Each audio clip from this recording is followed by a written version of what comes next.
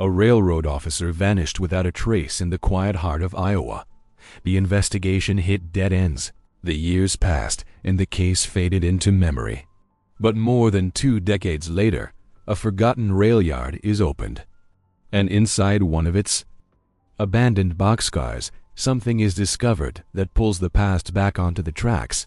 What was hidden all those years? And why was it left there? The yard smelled like warm iron and corn dust. A blue diesel idled beside the grain elevator, vibration running through the rails like a low drum. Radios clicked and hissed.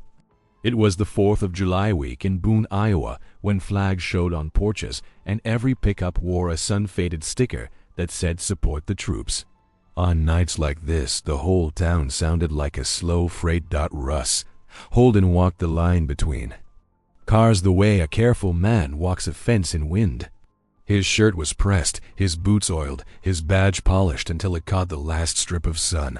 He checked seals, tapped couplers with a knuckle, and wrote neat notes on a card he kept in his pocket.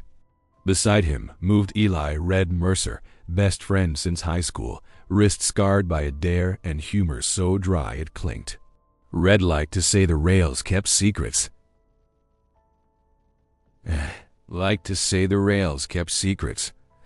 Russ liked to answer that secrets were only paperwork waiting for a signature. They stopped by a hopper and watched the dust float. "You're a father now," Red said. "That mean you'll start letting things slide?" Russ pinched the brim of his hat so the crease ran perfect from crown to edge. "I'll slide when a diesel learns ballet."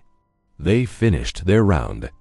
And as dusk dropped into the yard, Russ drove home on the short street past the diner and the Roundhouse Tavern. Inside the diner, teenagers fed quarters to the jukebox. Inside the tavern, a bowl of free matches sat by the till with the Roundhouse logo. Fireworks already cracked somewhere past the river, early and impatient. Russ parked, took a breath, and walked into the small house that smelled of paint and laundry soap. June met him with a tired smile and a baby in her arms. Lena's hair was wispy as corn silk, her breath tiny. Russ tried to change the diaper and made a mess of it, then laughed at himself and tied the cloth with a sheet bend, the knot his dad taught him for ropes on a truck. June blinked at the thing and then at him. "Is that legal?" "It'll hold," he said, bouncing the baby.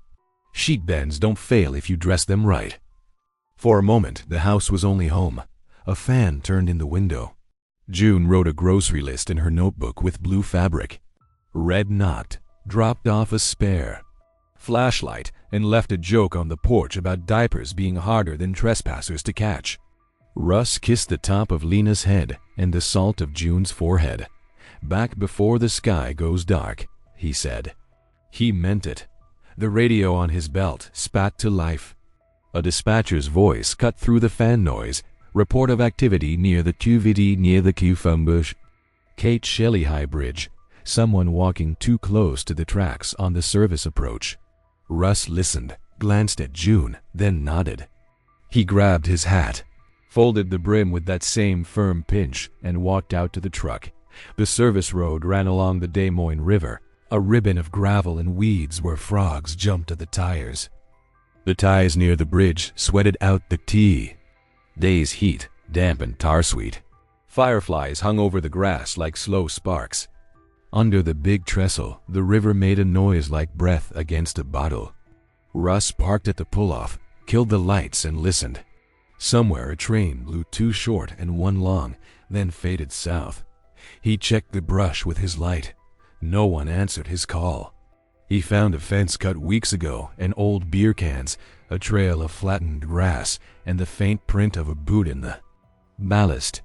He radioed his location, voice steady, and started down a narrow track toward the shadowed beams. Hours later, when Red came to meet him for pie at the diner and found no sign of him there, a tightness pulled at his mouth. He drove the route toward the bridge, thinking they had crossed paths. What he found made the air thin. Russ's truck sat on the edge of the service road with the driver's door closed. the keys tucked in the ashtray the way he did when he didn't want them rattling. On the bench seat lay the spare lantern Red had left. The radio was quiet.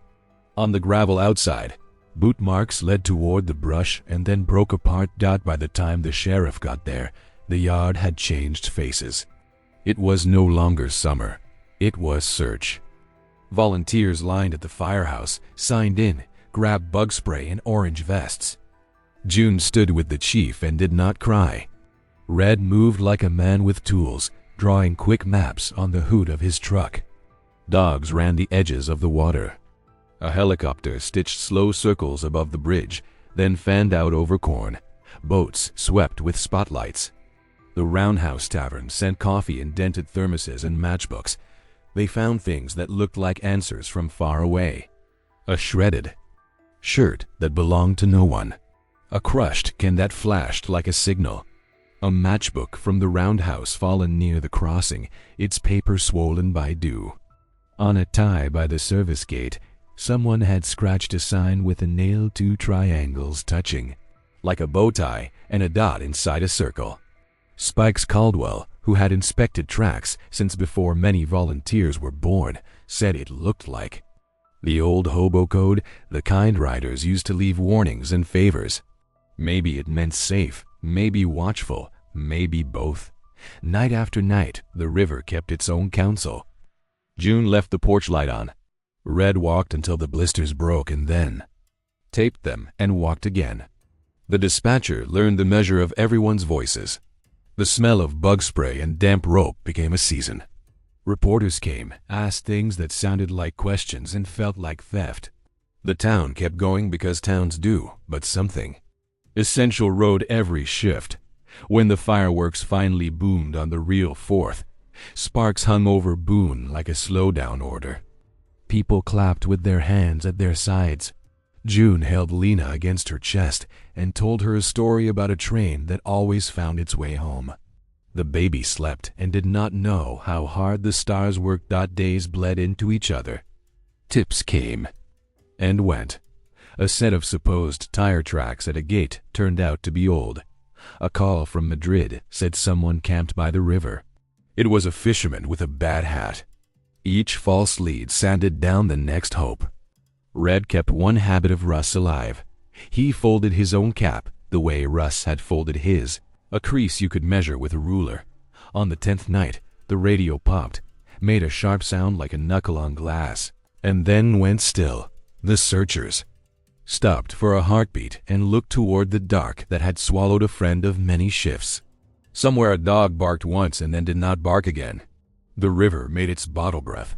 The cottonwoods whispered, and the rails gave back the last warmth of the day. 22 years later, a crew pried open a forgotten boxcar on a dead-end spur near Madrid. Dust lifted like smoke. Someone shouted, not with fear, but with the sudden certainty that a story had moved again. Red was there. He held his breath and waited for whatever came. Now, the lid rose. The hinge screamed, and light rushed into a space no one had seen since the 90s. Light poured into the boxcar, and dust rose like smoke. A dead spur near Madrid had slept since the 90s, weeds up through ballast, sparrows in couplers. Now a crew was clearing the line for scrap. Red Mercer, 55, had asked to walk it first, end to end, in case the past had left anything behind. He was thicker at the waist, thinner at the hair, but he still moved like a man who knew rails by sound. Years on forums had made him part of a long-distance crowd that traded maps and memories. At night he scrolled posts about old consists and lost spurs and studied every photo corner the way some people study faces. He waited for a brim to show. Spikes. Caldwell came along because retirement had not taught him how to stay home. He tapped a tie with a hammer and leaned his head. Hear that? Hollow. She wants to talk before she goes. The crew smiled. It was 2014. Phones were flashlights and calendars and weather radios in one. Ads for home DNA kits chased your thumb. Still, the old markers remained. The taste of iron, the sweet rot of spilled corn, the long shadow of the elevator. They opened cars like doors in a hallway. Seals popped, hinges shrieked. One car coughed out brittle catalogs melted into a single. Brick, another held a boot with no mate. Mouse nests, paper, drifted kernels. Red wrote notes on a spiral pad. He was not sure what he hoped to find. He only knew hope had a shape, and it was the shape of a hat brim. Near noon, they reached the second-to-last car. Heat came off the roof in waves. The door stuck. Spikes levered it with a bar, humming his two-note song to stubborn metal. The dark. Inside breathed a cellar chill dot. At first Red's mind found tricks. A coil was a sleeping animal. A heap of cloth tried to be a man and failed. Then the dust cleared and the shape stopped pretending.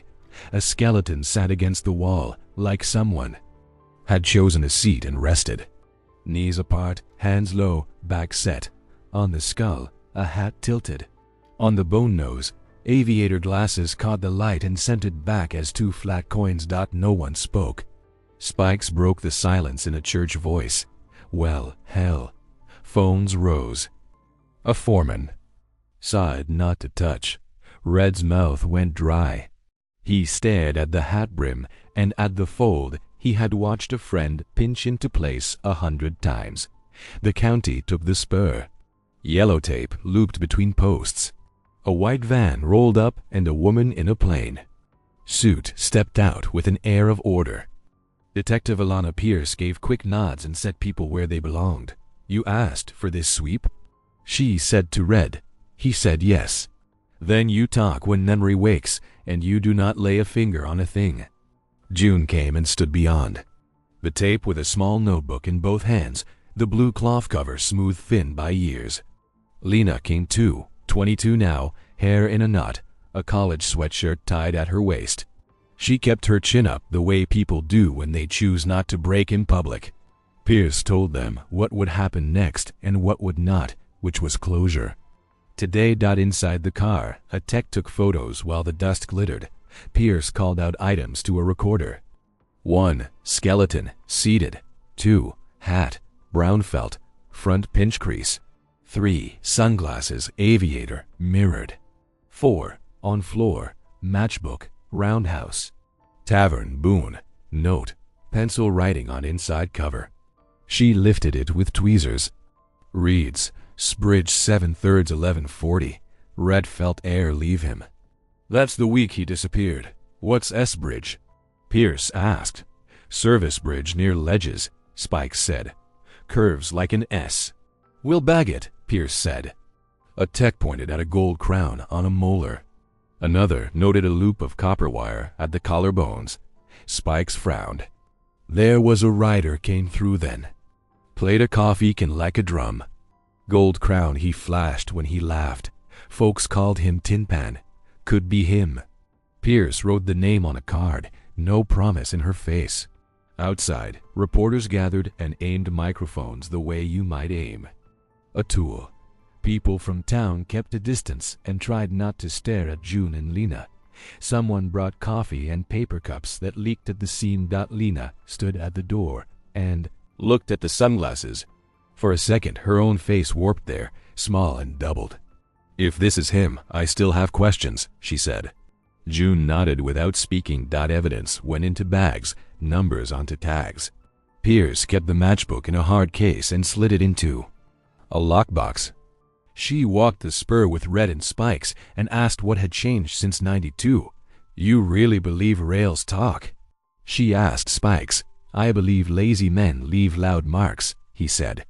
"Rails repeat those." Pierce was not from Boone, but she understood small places that carry long memories. She spoke to June like you speak to someone who has already paid. She asked Red for close-up photos of Russ, especially the hat, the glasses, the way he wore. A badge. He promised a shoebox in the morning. That night, Red spread pictures across his table. Russ leaning on a caboose. Russ at the roundhouse with a pool cue. Russ grinning in a parade, a paper star pinned to a kid's shirt. The crease in the brim was always exact, a carpenter's line. Red breathed slow and failed to sleep. The call came 3 days later while he stood in the hardware aisle staring at drill bits. Pierce's voice was even. "We have DNA, Mr. Mercer. It's not your friend. The remains in the car do not match Russell Holden."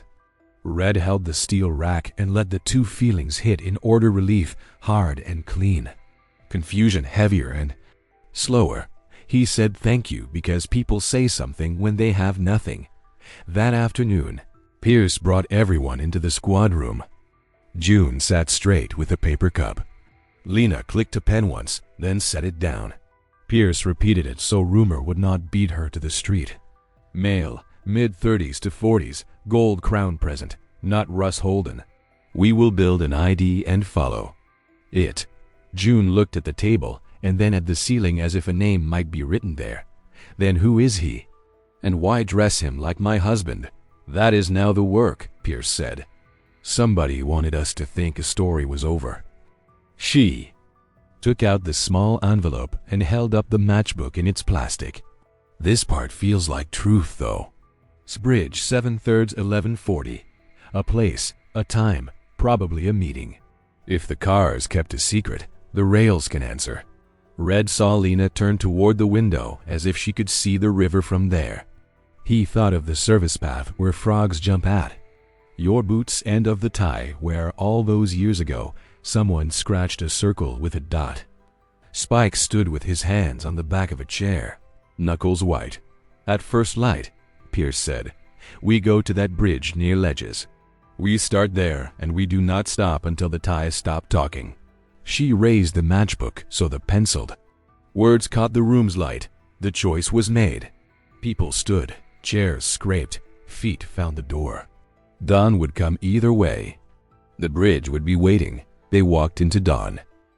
Dawn put a thin silver line along the Kate Shelley High Bridge. The river below breathed cold.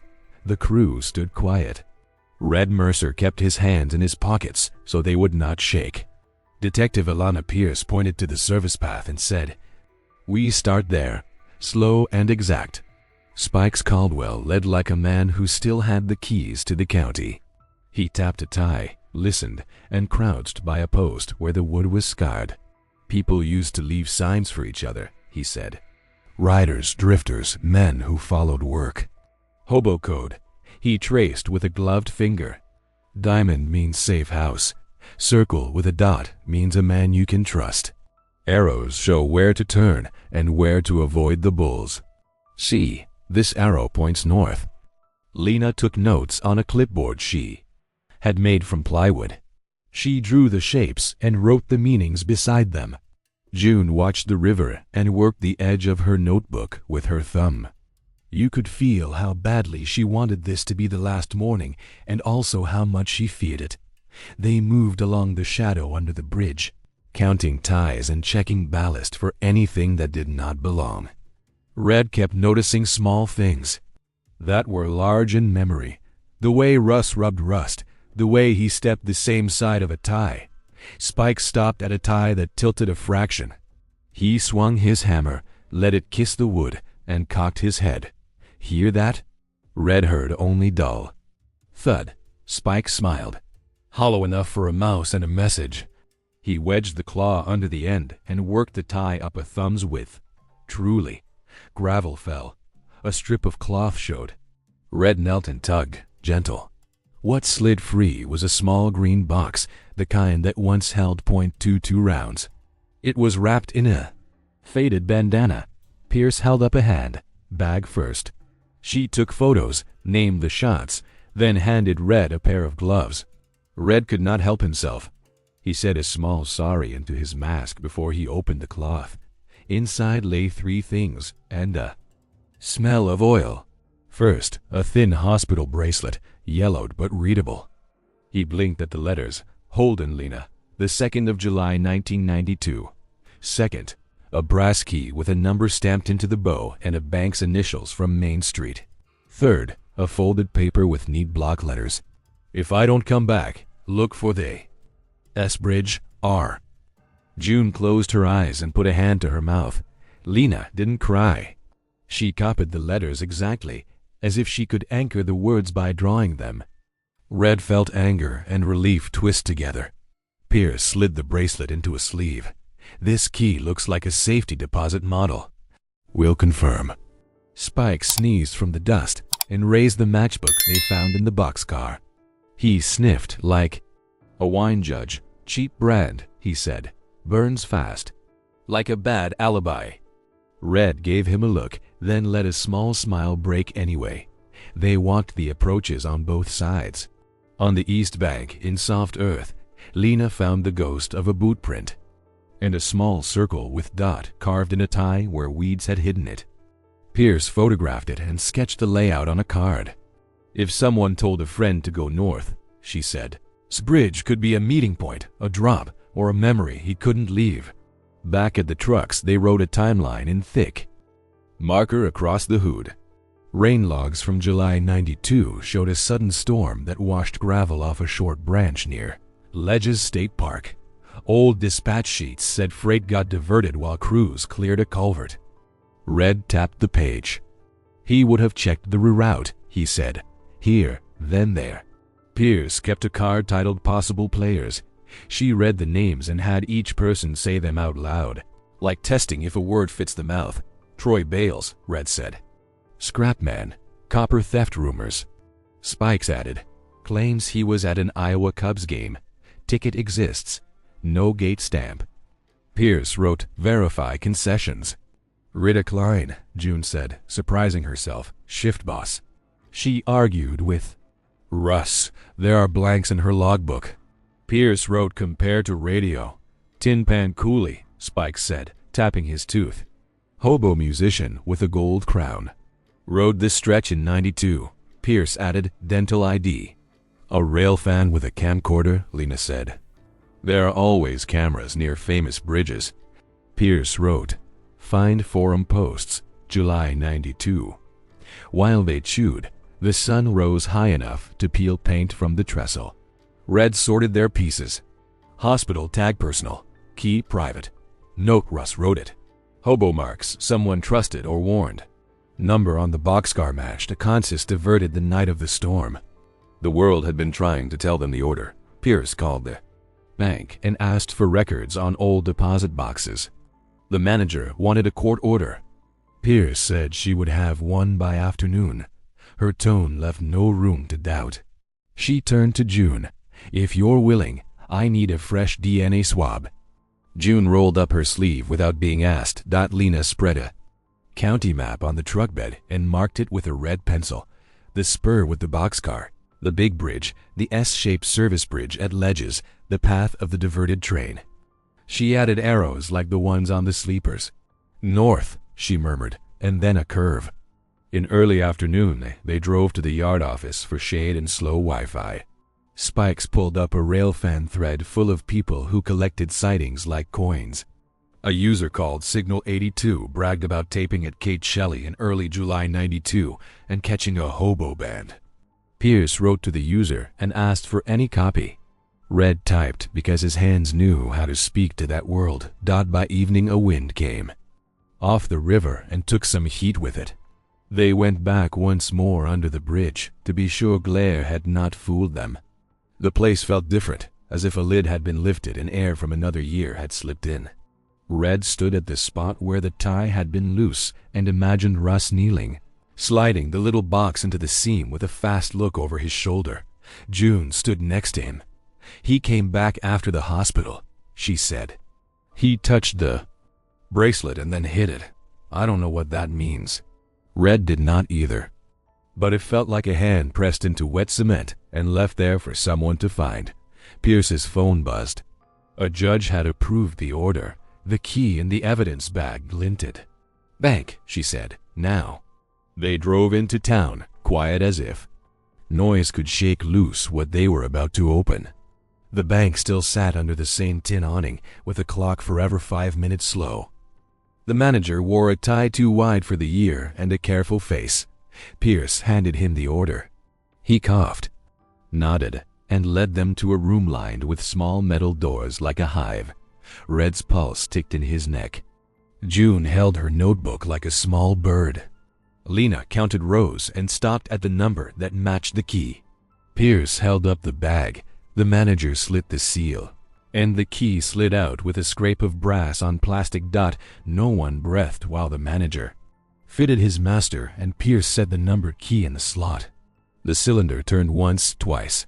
A sound like a soft clock filled the room. The mechanism clicked. The door began to move. The lock gave a soft clack, and the little door swung. Inside the safe deposit box sat a metal sleeve that slid forward like a drawer. Detective Pierce set it on the table, and Red felt the air turn colder, the way old rooms do when you open them. There were 3 things. A cassette tape in a smoked plastic shell with a crooked label for Red. A Polaroid, square and glossy, of a man turned away from the camera, standing in front of a painted tourist locomotive by a wide river that could only be the Mississippi.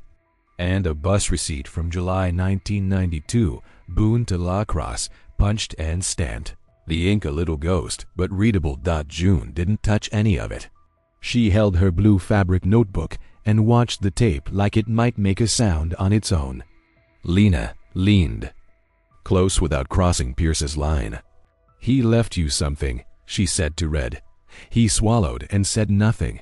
Back at the station, Pierce cleared a small table and called in a tech who still kept a shoebox of old players for days exactly like this. The tech turned the cassette in her hands. The reels were stiff, a little warped. "We can bake it low and roll it gentle," she said. "No promises." She set it near a lamp for warmth and moved the spools with a pencil. When she pressed play, the first seconds were only hiss and a faraway hum. Then a voice pushed through. Not young and not old, but close enough to grab the air out of Red's chest. "Red," static walked across the words. "I did a stupid thing." At the S-bridge, more hiss. "I don't know how to be a father. I don't know how to be my father again." The rest broke into tape noise and breath. A thump, like a player being set down on a table long ago. The rewind click. Silence. No one filled the quiet. Red put both hands on his knees so they wouldn't move. June pressed the notebook harder against her ribs. Lena stared at the machine as if it might offer a second draft. Pierce stopped the tape and wrote what they had on a card. Then she wrote 2 clean words on the whiteboard and drew a line between them. Accident, flight. Under accident she wrote fall at S-bridge, body moved to car, guilt. Under flight, fear of being a father, repeats his own father. She held the marker like a knife and it made a dry sound against the board. "We're not done with 1992. She said, "We push where it gives." They pushed Troy Bales first. He sat in a back room that smelled like dust and coffee and said he hated rooms that smelled like dust and coffee. His hands were dark with grease except for the white line where his wedding ring rode. Pierce asked about copper. Troy smiled like a man who had been caught once and learned that telling half the truth keeps you moving. "Sure," he said. "I moved copper. A lot of people did, different times." She slid a photocopy of a notebook toward him. "These pages are yours. July 92. You paid a B. Carver in cash 3 times in a week." "Who is he?" Troy looked at the name and rolled a sunflower seed across his tongue the way Rita did, then caught himself. "Contract labor," he said. "You know how it is. People come, people go. I don't keep faces 22 years. "Say the name," Pierce said. "Ben Carver," he said. "Maybe." "Can you swear it wasn't Russ Holden?" Pierce asked. Troy laughed without light. "Nam, if I had hired a cop named Holden to steal copper from his own tracks, I'd be stupider than the word stupid. I didn't. I wouldn't." He signed a statement. He gave up old contacts like bones. None of them had watched the bridge that week. Pierce marked each with a small circle and moved on. Rita Klein met them in her tidy kitchen and offered coffee like a peace treaty. She had been shift boss back then and had a voice trained to end arguments before they walked in the room. Pierce asked about the holes in the logbook.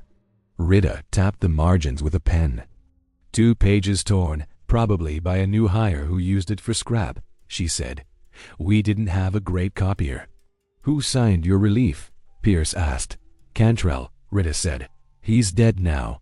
She swallowed and moved the pen. We looked for Russ. We all did. Did you argue with him? June asked. Rita's eyes flicked to June. Every day, she said softly, because he was good and he made us all be good. Nothing conclusive, only the way a voice turns. When it has nothing to hide and something to regret. Pierce wrote Rita Watch, not Target, and kept walking. On the Railfan forum, Signal 82 answered Red's message with a level of excitement only people who love trains share. He had digitized his old high 8 tapes onto a hard drive. He mailed a copy overnight with a note written in careful block letters. I didn't know what I had. I'm sorry for your friend. They watched it on a monitor in the squad room that usually showed weather. The image was grainy, colors wobbled, and the date stamp bled at the corners. But the bridge was clear as a line drawn by a draftsman. The camera wobbled as the railfan panned the access path, and a man crossed the frame carrying a case shaped like it might hold a guitar or a metal drum, something you could beat a rhythm on. He had a shape to his walk like music, a gold flash. When he turned his head caught the sun. Tin Pan, Spike said. That's him. The camera moved and, for 2 seconds only, a second figure entered the slice of view, broad shoulders, hat brim crease that looked correct even out of focus. The figure held back, then fell in behind the man with the case. The tape jumped. A train horn bled over the microphone. When the camera came back to the path, it was empty. Red leaned toward the screen as if he could lean into the past. June stared at the crease and her face changed in a way that had nothing to do with light. Lena wrote the time in the corner of the page and underlined it. Pierce played the tape again and again until the 2 seconds were the only seconds. 2 men, she said. One with a case, one with a hat. We can't say names from this, but the tape and the message on the matchbook sing the same song, Sbridge. June turned on Red like a weather change. You hear his voice say he did a stupid thing, and you still want to make him noble, she said. You make him a man carrying the whole county on his back. Maybe he just ran. Red did not fire back. He pressed his palms flat on the table and looked at the grain, and when he spoke it was small. I want him to be the man he told me he was. If he wasn't, I still want to know where that man went. Lena kept her eyes on Pierce, like a person choosing a rope over river. Method, she said. We follow method. Pierce nodded once. She wrote on the board, tape, Sbridge, Father Fear. Boxcar, body dressed as Russ. Matchbook, time place. High 8, man with case, Tin Pan. Second figure, unknown. Troy admits copper, names B, Carver, Rita, gaps, but no move. She drew one long arrow under all of it that pointed back to the same place. Bridge. They worked until the lights buzzed. Spikes traced the access routes on a paper. Mapped with a pencil, then flipped it and traced them again, as if another side might help.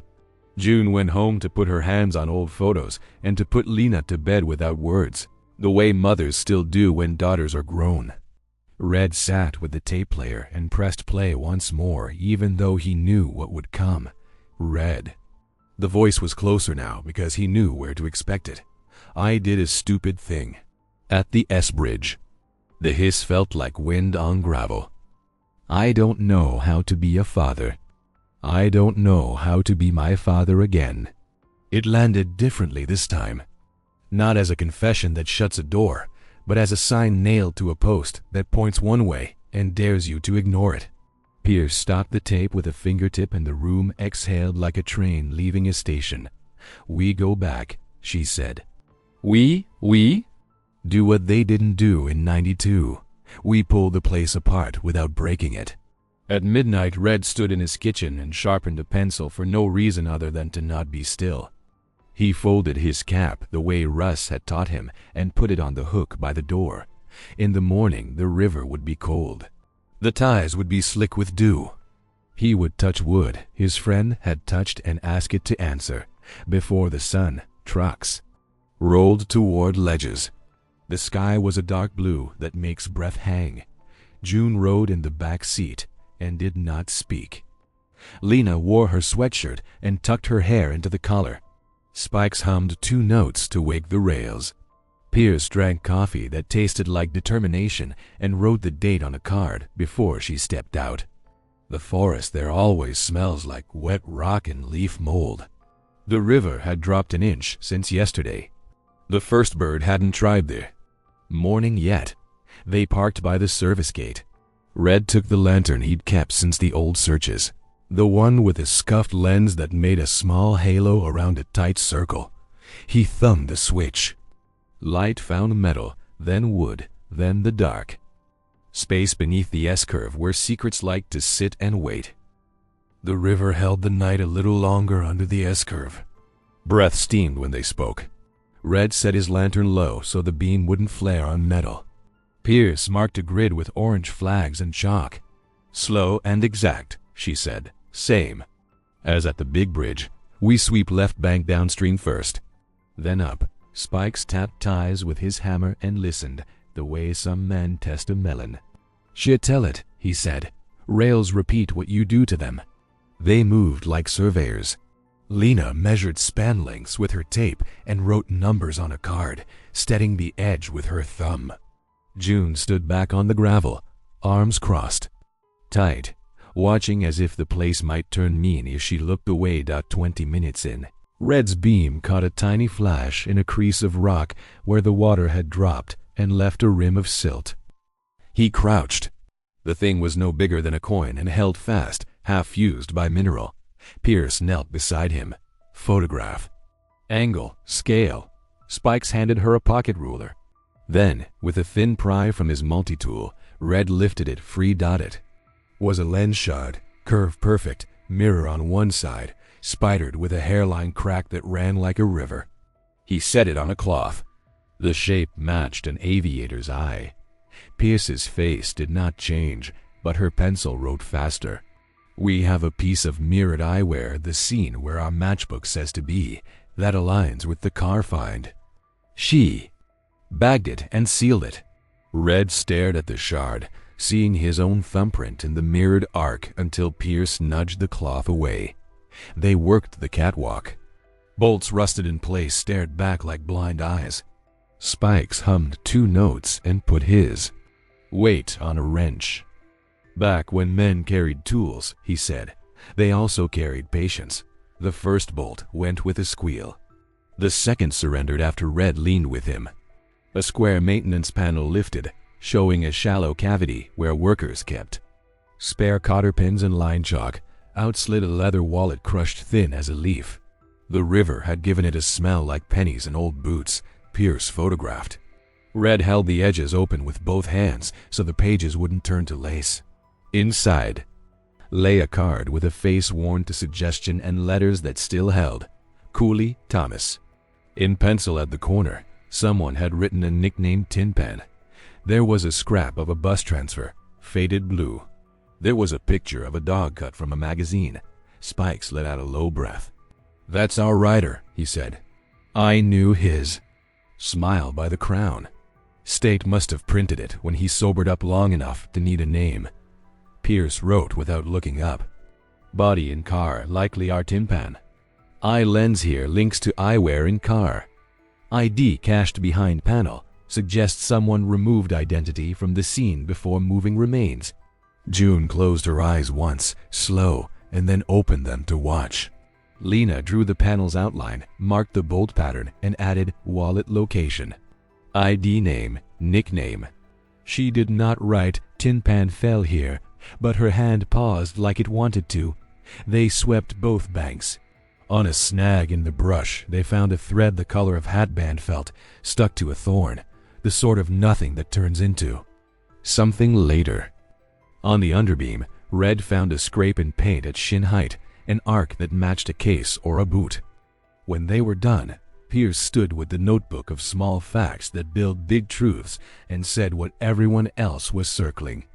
"He confronted a man here," she said. Tin Pan slipped or was pushed. The fall did the rest. "We don't know which. We do know Russ came back after the hospital birth.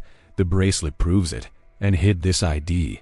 He moved the body into a car wearing his own hat and glasses to pull eyes off the bridge and the railroad. Then he ran. The word ran hung different for each person." June flinched. Red set his jaw. "Lena wrote it as a word with 3 letters and no period.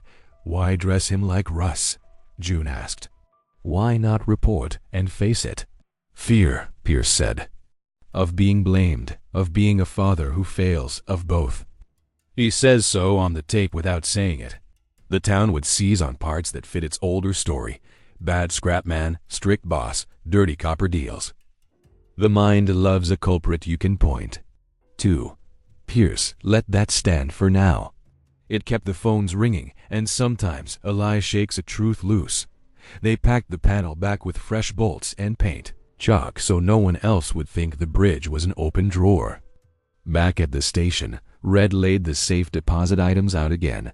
The Polaroid, the bus receipt, the cassette. He noticed what had not registered when his heart had been louder than his eyes.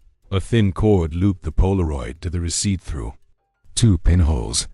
The knot was precise and simple, 2 ends tucked clean. His fingers went to it the way muscle memory goes to a light switch. "Sheet bend," he said. He used a sheet bend to tie a photo to paper. Pierce looked up. Most people would double knot and call it a day. "Russ would dress a knot," Red said. "He could make a truck top sing in a storm." It wasn't proof of anything alone, but it was a signature you only see if you know where to look. Lena leaned in and learned the knot with her eyes. June, who had watched a diaper be tied with the same neat pride, put her hand flat on her notebook and didn't speak. Spikes made calls. He had friends in old places and names in old books.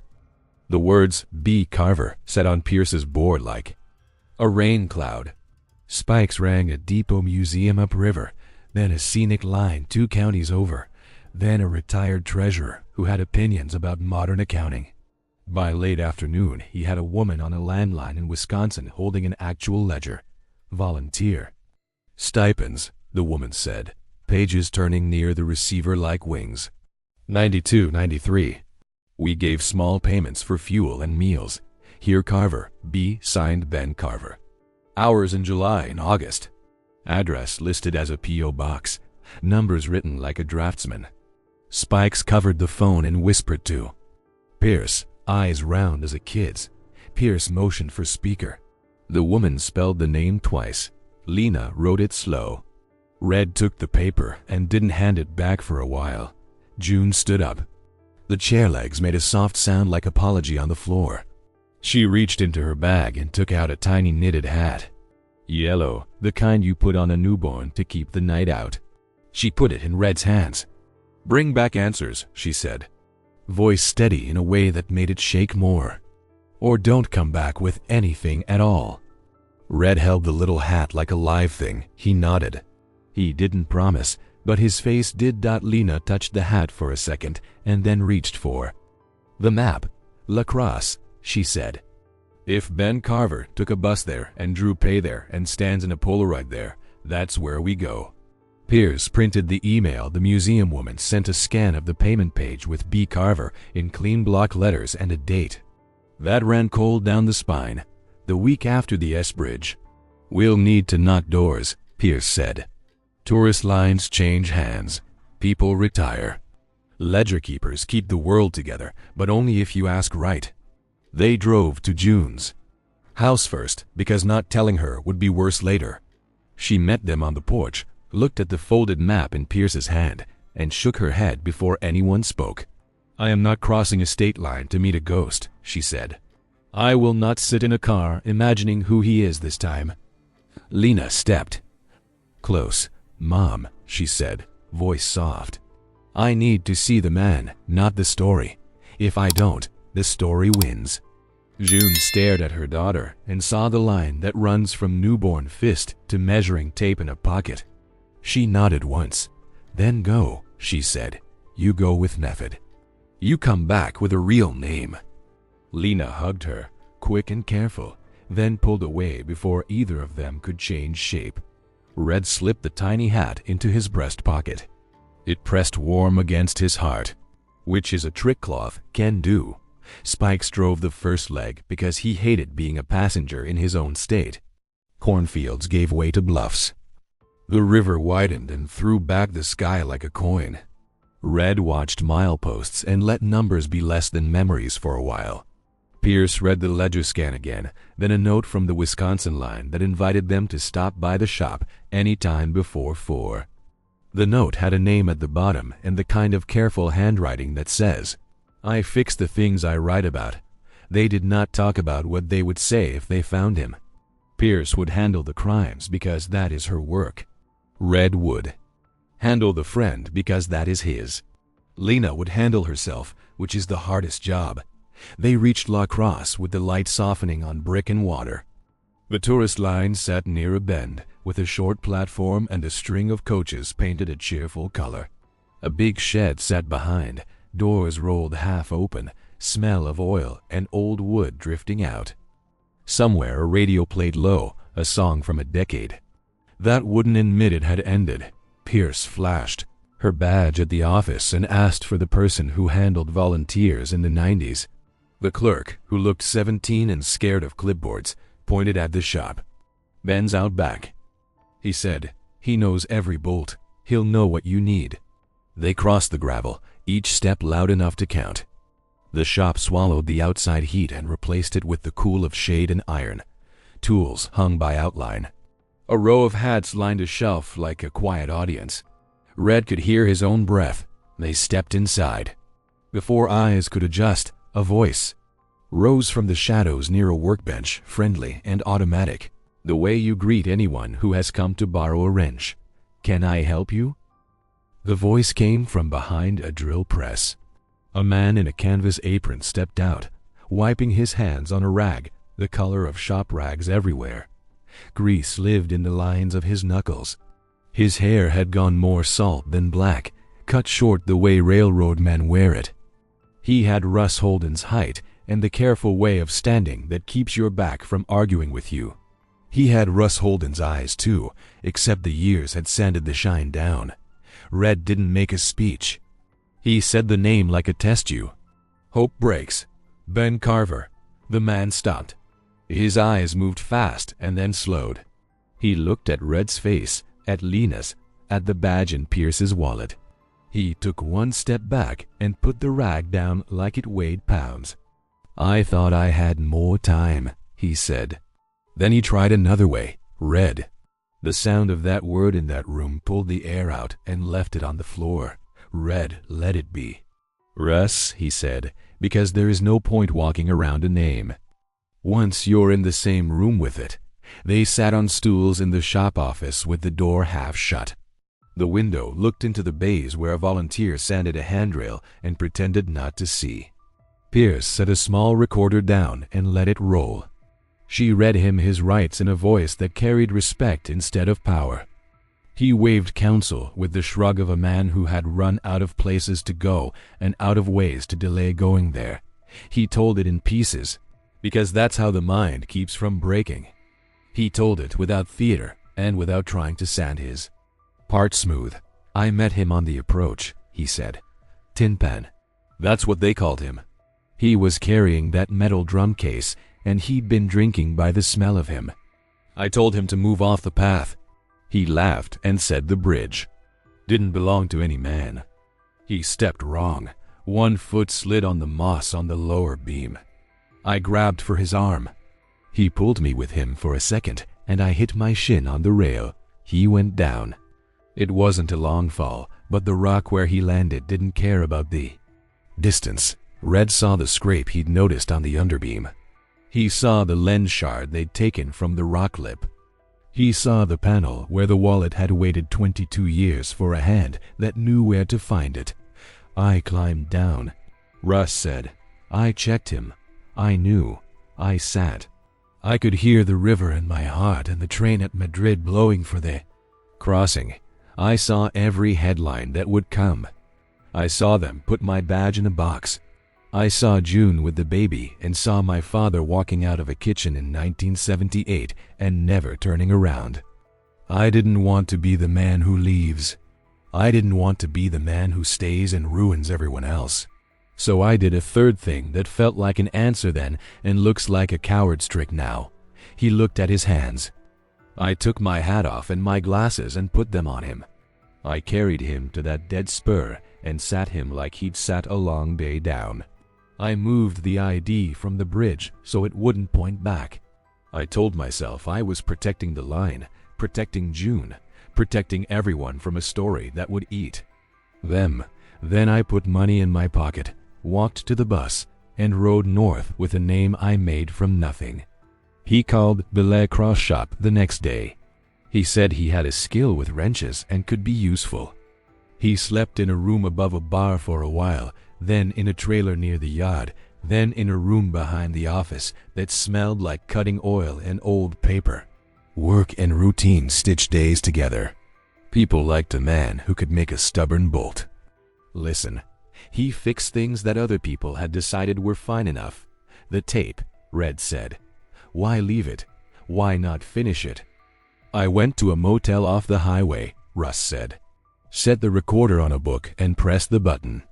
I got to the part where I said I did a stupid thing at the S-Bridge, and I heard myself like I was outside, and I turned it off. I told myself I'd finish when I could say the rest with a straight back. I never grew that back. Pierce asked about money. He told her he sent envelopes in odd amounts to a church fund in Boone with a note that said, "For any child who needs books." He told her he followed the church bulletin online for a time and found a line that said Lena had won a scholarship and thought his small envelopes had not mattered, and then realized that wasn't the point. He kept working. He kept his head down. He wrote letters to June and Lena that he did not mail. They lived in a cigar box with a rubber band around them. He gave Pierce the box. The band broke as if it had been waiting for permission. Lena did not talk for a long time. She looked at the letters and at the man who had chosen to be dead rather than be wrong in front of people he loved. "You watched my life like a show from far seats," she said. "You donated from the aisle and called it parenting." "I called it penance," he said, because he was done using smaller words. It was also cowardice. It was also a habit. Once you make yourself a ghost, it gets easy to drift. Pierce's pen kept moving. She asked the questions about the wallet behind the panel and about the matchbook and the writing inside. He nodded. He had written Savage 7/3 1140 because he wanted Red to have a map if Red ever found the box. He tied the photo to the receipt with a sheet bend because his hands did that on their own when he reached for a knot. He understood that leaving a trail is not the same thing as staying on it. The local sheriff came because that's how lines between places meet. They agreed to take a formal statement in Boone where the case began. Pierce arranged the transport without cuffs because the shop door was open and the road was right there, and he did not walk through it. The district attorney would read the statutes and print the charges. Concealment of a corpse, obstruction, fraud by alias where it mattered.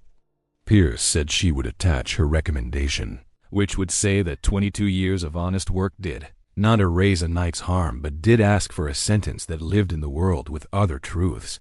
They drove south. Russ watched the river. When they crossed it and swallowed hard when the bluffs fell away into corn again. At the station, he signed a transcript in a room that remembered him. Red stood by the window. Lena sat with her hands folded because she didn't trust them to do the right things if they were loose. June came in later than everyone else. She closed the door with a soft click.